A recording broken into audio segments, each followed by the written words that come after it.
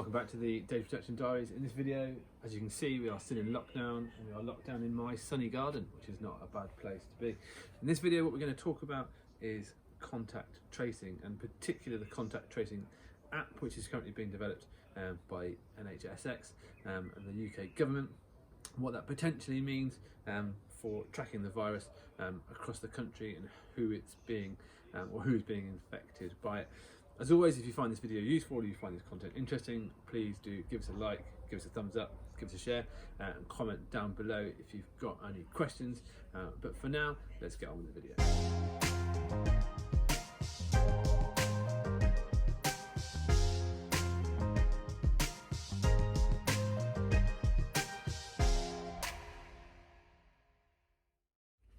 So what is contact tracing? Well, contact tracing is essentially a way of tracking an infection or tracking an infectious disease by seeing who comes into contact with it, and it allows medical services and governments to be able to track who's been infected, when, where, and how that disease is moving and how that disease is spreading. The first thing to point out that contact tracing isn't exactly a new thing. It's normally done manually, and what's been coming out in the news and what's being pushed through across Europe and the rest of the world is that people are looking to use big data or use technology to be able to do the contact tracing by utilising smartphone apps that individuals can download onto their phones. Now, if you're on Twitter or if you've seen the news, you'll see there's a lot of debate about contact tracing and the use of apps and the privacy concerns associated with that. So there's a few things that we want to break down today just to try and give a bit of clarity about what all this means. Obviously, there are some benefits into using an application for contact tracing rather than manual methods. It allows larger numbers of people to be tracked in a much more quick and efficient fashion. It allows the disease to be tracked more efficiently and the virus to be tracked more efficiently, so we can see where it's spreading, how it's spreading, is it worse in more densely populated areas, and who's more likely to pick up the virus, and how serious and impactful is the virus being on specific individuals, because it allows them to look at symptoms. There are obviously, of course, some downfalls with this. For the app to work effectively, there has to be a 60% download across the population for it to actually create any kind of useful statistics. That means more than 60% of the population have to download and use the application. There are obviously privacy implications, so information is being shared. It may not at present be clear who that information is going to be shared with and what that information is going to be used for, and obviously that can lead to concerns around mass surveillance, government surveillance, that information potentially being misused, and of course that information being lost, stolen, or accessed by a nefarious third party. So there are health benefits and there are public health benefits, but obviously there are also security and privacy concerns, and that's kind of what we're going to look at here today. There are two types of tracking and two types of solutions that are being looked at.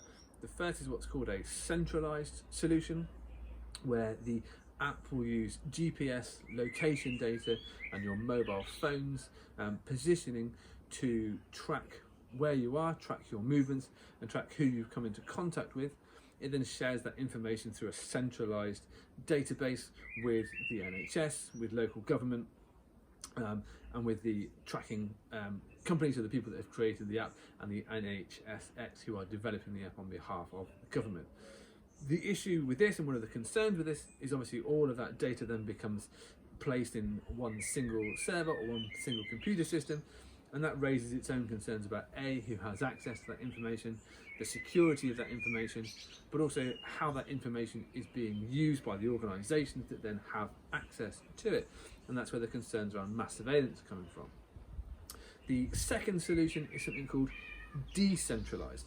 Now, a decentralized application means that rather than all of the information being collected from your device or from your mobile phone and loaded into a central server, the information is actually stored directly on the device itself. So it never leaves your mobile phone, and then you decide how that information is passed over to the authorities and passed over to the NHSX and the NHS by uploading it essentially yourself.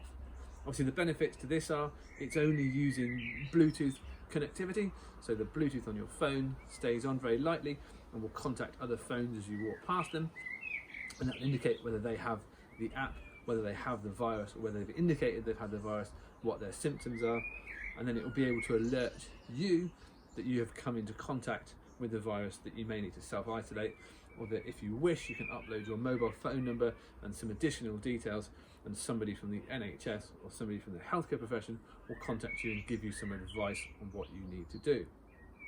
The decentralised approach is the favoured approach of the Information Commissioner's Office. They believe that it meets the requirements of privacy by design, and they believe that it's the most privacy effective way of carrying out this activity.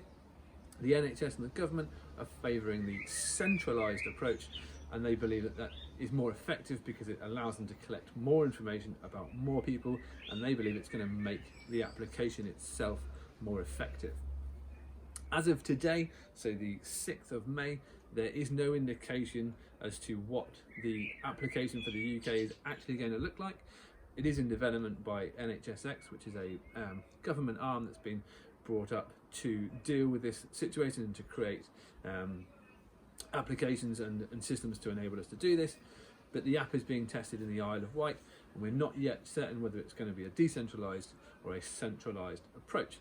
There are obviously a number of concerns being raised all across the internet, across Twitter, across Facebook and on the news. But in this video, we are just trying to look at the facts and look at the things that we already know. The ICO have already stated that they are working very closely with the NHSX on the development of the app, and they are looking to ensure that privacy by design is embedded not only in the structural concept of the application, but also in how the information is shared wider and is going to be used. It's good to see that the ICO are being involved, but as we've already said, we don't fully know what that application is going to look like.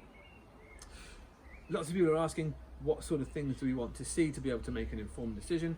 Well, there's a few things. The first thing that we want to see is a data protection impact assessment. So have the risks of the application been assessed? How is it going to work? How are those risks going to be controlled?